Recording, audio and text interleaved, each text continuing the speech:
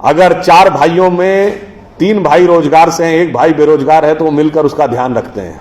बेटा बेरोजगार है तो बाप मरते दम तक उसका ध्यान रखता है, क्योंकि हमारे यहां कहा गया जो कमाएगा वो खिलाएगा, जो आया है वो खाएगा। अरे भाई, आप तो सिर्फ आदमी तक रहे।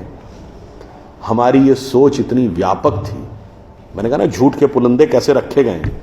अगर आप लोगों से बहुत को ध्यान हो तो जब पितृपक्ष आता है, श्राद्ध पक्ष, जिसमें पूर्वजों के लिए किया जाता है, तो उस दिन, जिस दिन आप अपने पूर्वजों का तर्पण करते हैं, उस दिन क्या होता है, 3 खाने के हिस्से निकाल के रखे जाते हैं। किसके लिए?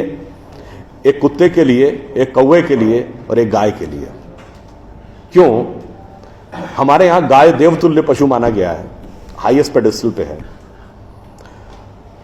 कुत्ते को शमशान का के देवता भैरव का वाहन माना गया है, एंड ऑफ द लाइफ की तरफ दर्शाता है। और कौवा उस प्रकार की श्रेणी का जंतु है जो कि तमाम गंदगियों को साफ करता है। यानी हम सिंबॉलिकली ये कह रहे हैं कि अगर भगवान ने हमको सबसे developed creature of the earth और ऑफ द यूनिवर्स बनाया है, तो लोएस्ट से लेके हाईएस्ट तक हर आदमी का ख्याल रखना हमारा कर्तव्य है, हर जीव जंतु का ख्याल रखना हमारा कर्तव्य है। वो वहां तक पहुंचे नहीं पहुंचे। इसीलिए मैं कहता हूं कि सिस्टमेटिकली बैठकर आप लोगों के दिमागों में, हम लोगों के दिमागों में 2-2, 3-3 पीढ़ी से ऐसी चीजें बैठाई गई जिसके ठीक उलट थी। 1-2 उदाहरण और दूंगा। जैसा अब ये भी ममता जी ने बोला फिल्मों के बारे में, फिल्मों में भी आपने देखा, जैसे उन्होंने बताया, एक ऐसा सीरियलों में कैरेक्टर होगा। अब मैं एक दूसरी बात की तरफ आता हूं। आपने जितनी हिंदी फिल्में देखी होंगी, भाई मैंने तो हिंदी और इंग्लिश के अलावा नहीं देखी, एक आधा उर्दू की फिल्म ही देखी है, अन्य भाषाओं की तो फिल्में मैंने देखी नहीं है। मगर हर हिंदी फिल्म में शुद्ध हिंदी बोलने वाला कैरेक्टर या तो विलेन होगा या कॉमेडियन होगा। ये धीरे धीरे हमारे दिमाग में बैठ गया। हीरो क्या बोलेगा? 60, 70 और 80 के दशक तक उर्दू मिक्स्ड हिंदी बोलता था, पिछले 20 साल से इंग्लिश मिक्स्ड हिंदी बोलेगा। आप सबने वो गाना सुना होगा, विनोद खन्ना जी जिनकी डेथ हो गई, एक उनके ऊपर है जिसको कॉमेडियन गाना माना जाता है, प्रिय प्राणेश्वरी यदि आप हमें आदेश करें तो प्रेम का हम श्री गणेश करें। ये गाना क्या माना जाता था? कॉमेडी का। और एग्जैक्टली यही गाना, यही वर्ड्स का गाना, इब्तिदाए इश्क में हम सारी रात जागे अल्लाह जाने क्या होगा आगे, यह है अच्छा गाना। और इतना ही नहीं, जी हाल मुस्किन मुगम्बु रंजिश बहार हिजरा में सारा दिल है, इसमें दिल के अलावा कुछ समझ में आया नहीं।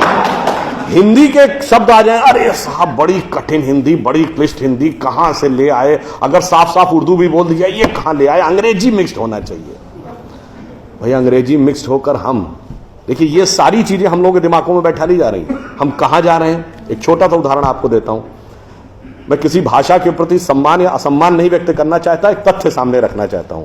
अंग्रेजी भाषा में केवल 5 वॉवेल हैं, AEIOU, केवल 5 वॉवेल, और मात्रा पाई जैसी कोई चीज ही नहीं है। इसलिए इसमें साइलेंट का भी प्रॉब्लम है और एक्सेंट का भी प्रॉब्लम है। एक कश्मीरी और पंजाबी जिस एक्सेंट में बोलता है, एक बिहारी जिस एक्सेंट में बोलता है, एक तमिल और केरलाई जिस एक्सेंट में बोलता है, उसमें भारी अंतर है। मगर जिन लैंग्वेजेस की फोनेटिक्स डाइवर्सिफाइड है, अब जैसे उसमें मैं एक एक्सट्रीम एग्जांपल देता हूं, संस्कृत। आप वैष्णो देवी के मंदिर जाइए या तिरुपति बालाजी के मंदिर, काशी विश्वनाथ या कामाख्या, जब पुजारी मंत्र बोलना शुरू करता है, एक्सेंट में कभी डिफरेंस देखा है? वो भी तो उसी इलाके के हैं। क्यों? क्योंकि आपकी लैंग्वेज की फोनेटिक्स डेवलप्ड है, साइंटिफिक है। उदाहरण के लिए, आप सब ने कभी ध्यान दिया हो या ना दिया हो, हिंदी में कहते हैं ना काखा गाघा अंगा, का जब बोलते हैं तो जबान कहां लगती है? फिर खा में और पीछे, गा में और पीछे, घा में और पीछे, जब अंगा बोलते हैं तो गले से निकलता है। The entire phonetics is designed as per the contour of your vocal cord. एक प्रकार के शब्द एक साथ, तथ दध ना सब दांत से अंतर है, पफ पफ मा सब होंठ से। इतना डेवलप्ड, इतना साइंटिफिक इंस्ट्रूमेंट हमारे पास, और हमें समझाया जा रहा है कि नहीं ये छोड़ दो, ये तो वैसी बात हो गई कि हमारे पास स्मार्टफोन है। मगर दुनिया जो है वो पुराना वाला जो नोकिया हम यूज करते थे उसके पीछे भाग रही है। तो नहीं जी, हम तो उसी के साथ चलेंगे।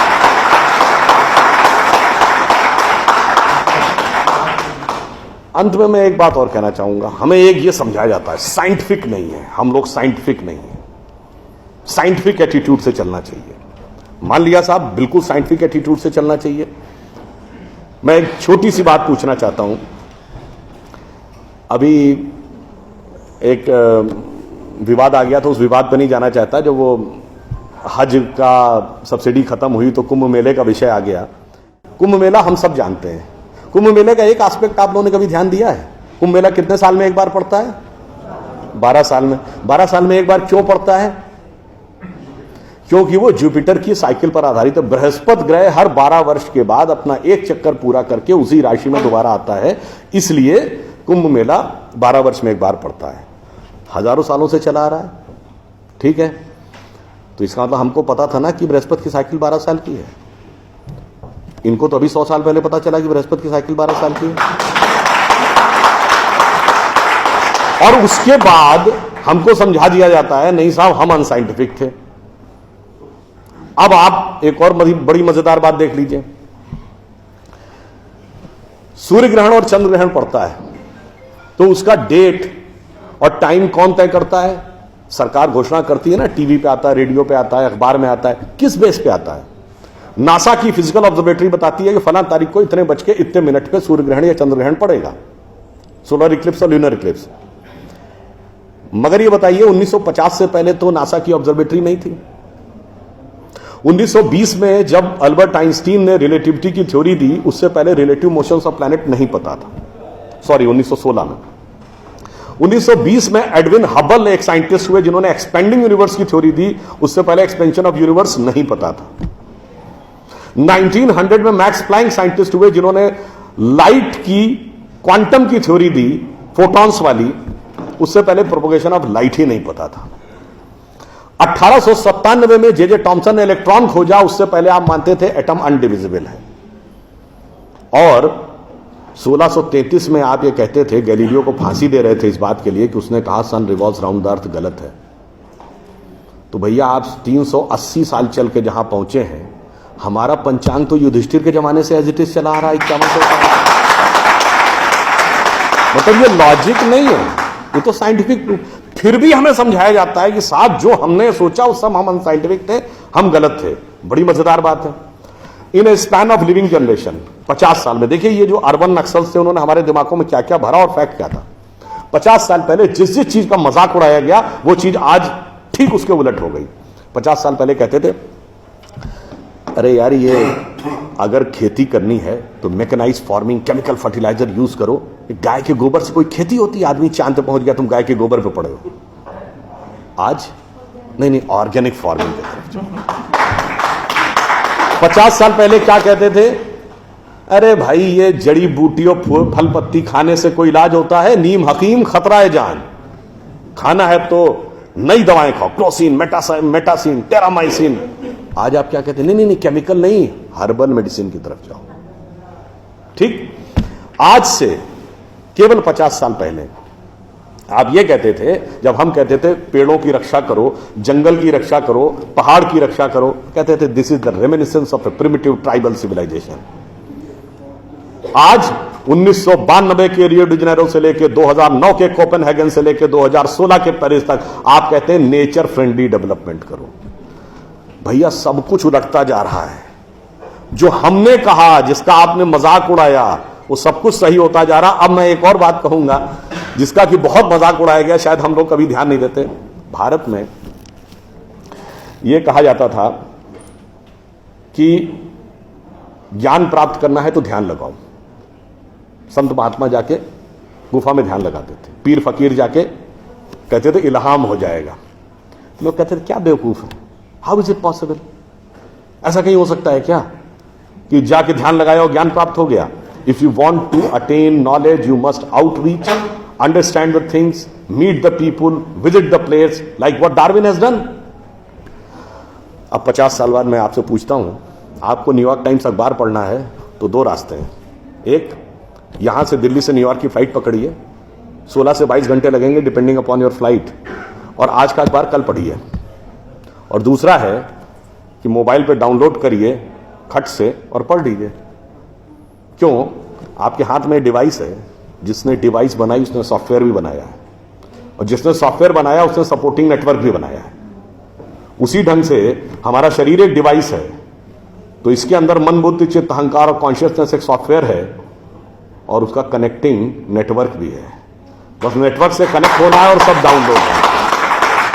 और अंत में मैं एक उदाहरण दूंगा। सब कुछ कहा जाता था कि पैसे के कारण शोषण हुआ, इसलिए खड़े हो जाओ, लोगों के साथ भिड़ जाओ। हमारे यहां परंपरा में त्याग का महत्व था। हम आपसे पूछें, दो राजा बताइए जो सबसे बड़े महान माने गए भारतीय संस्कृति में, राजा राम और राजा हरिश्चंद्र। दोनों इसलिए कि त्याग किया, इसलिए नहीं कि बड़ा बड़ा इलाका अलेक्जेंडर द ग्रेट की तरह कब्जा कर लिया। अब मैं एक आपको उदाहरण देता हूं, वो त्याग कैसे समाज में रचा बसा था। हमारे पूज्य संतों में से एक हुए संत रविदास, काशी के रहने वाले थे। उनके पास भगवान राम की एक मूर्ति थी। काशी नरेश उनके पास गए, कहा जाता था इतनी सिद्ध मूर्ति है, आप कृपया इसे मुझे दे दीजिए। ऐसी मूर्ति राजा के पास होनी चाहिए राजभवन में, ना कि इसमें मैं इस मूर्ति के वेट का 10 गुना सोना आपको दे दूंगा। उन्होंने मना कर दिया। उन्होंने कहा जी इसके वेट का 100 गुना सोना दे दूंगा। उन्होंने मना कर दिया। तो राजा को थोड़ा क्रोध आ गया। उसने कहा ऐसा है रैदास जी, आज जिस झोपड़ी में रह रहे हैं इसमें जितना सोना आ सकता हो नीचे से ऊपर तक उतना भर लीजिए, उतना मैं आपको देने को तैयार हूं। तो एक बार उनकी पत्नी का मन आया कि भाई ऐसा बढ़िया ऑफर नहीं मिलेगा, अब हमें इस पर विचार कर लेना चाहिए। रैदास ने क्या जवाब दिया? एक मोरो राम नाम धन, एक मोरी आशा, ऊ धन आई है ई चले गई हैं, ना चाहे भगत रैदासा। मना कर दिया। रैदास जी क्या थे? वो जूते बनाते थे, आज की परिभाषा के अनुसार दलित थे। अब आप आइए, संत कबीर जुलाहा थे, आज की परिभाषा के अनुसार ओबीसी। जब उन्होंने, उनके बेटे ने भगवान के भजन के बजाय पैसा कमाना शुरू किया तो कबीर ने क्या कहा? उनके बेटे का नाम था कमाल। उन्होंने कहा बूढ़ा वंश कबीर का, उपजा पूत कमाल, और हरि का भजना छोड़ के घर ले आया माल। यानी उन्होंने उसको डिस्कार्ड किया। आप त्याग में रह के दिखाएंगे। अब आप आइए, मीराबाई राज परिवार की थी आज के हिसाब से, फॉरवर्ड। और उन्होंने क्या कहा? पायो जी मैंने राम रतन धन पायो, और जन्म जन्म की पूंजी पाई बाकी सबे लुटायो। उन्होंने भी पैसे की तरफ नहीं रहा। और अंत में ये सब एक ही कंटेम्परेरी है, तुलसीदास जिन्होंने रामचरितमानस लिखी, वो ब्राह्मण थे, फॉरवर्ड आज के जमाने के हिसाब से। कहा जाता अकबर उनके पास गए। अकबर ने कहा कि आप हमारे दरबार में आकर स्थान ग्रहण करिए, हम आपको 60,000 की मनसबदारी देंगे। उस जमाने में मनसबदारी एक रैंक होती थी। तो जैसे 40,000 की मनसबदारी वॉज मैक्सिमम, 60,000 का मतलब हुआ कि राजा के बाद सबसे बड़ा स्टेटस आपका होगा। तो तुलसी ने क्या जवाब दिया? हम तो सेवक राम के हियो धरो दरबार, हमारे तो हृदय में भगवान राम का दरबार धरा हुआ है। तुलसी का अब होएंगे नर के मनसबदार। ये मैंने क्यों बताया? जो बातें ये अर्बन नक्सलिस्ट समझाते हैं कि शोषण किया गया, कैपिटलिज्म किया गया, अगर मार्क्स ने कहा धर्म एक अफीम है जो गरीबों को पिला दी जाती है ताकि अमीर उस पर हुकूमत करता रहे, पर यहां ऐसा नहीं था। मैंने दिखाया समाज का निचला वर्ग हो, मध्यम वर्ग हो, उच्च वर्ग हो, राज करने वाला वर्ग हो, सबने कहा जो त्याग करेगा वो महान होगा। इसीलिए हमारे यहां महात्मा गांधी महान हुए, ना कि प्रधानमंत्री रहने वाले नेहरू महान। तो इसलिए मैं अंत में ये कहूंगा आप सभी लोगों से कि ये जो मायावी रावण साधु का वेश बना के आता है, सूक्ष्म दृष्टि से इसको समझिए और आश्वस्त रहिए कि वो चाहे कितना भी मायावी हो, अंत में विजय हमारी ही होगी, क्योंकि हम आज दुनिया के यंगेस्ट नेशन है। जैसा अभी नलपत जी ने कहा ना कि भाई people like us we are in minority.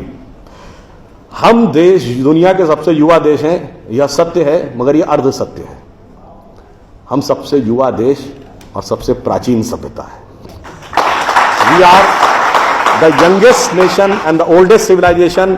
तो एक गौरवशाली हमारा भूतकाल है और एक शानदार भविष्य है जो हमारी प्रतीक्षा कर रहा है। बस बीच के इस माया के प्रपंचों को से हम बचे रहें तो कहीं कोई संदेह नहीं। एक पंक्ति कहकर समाप्त करूंगा कि गौरवशाली था भूत, भविष्य भी महान है, अगर संभालें आप उसे जो वर्तमान है। धन्यवाद।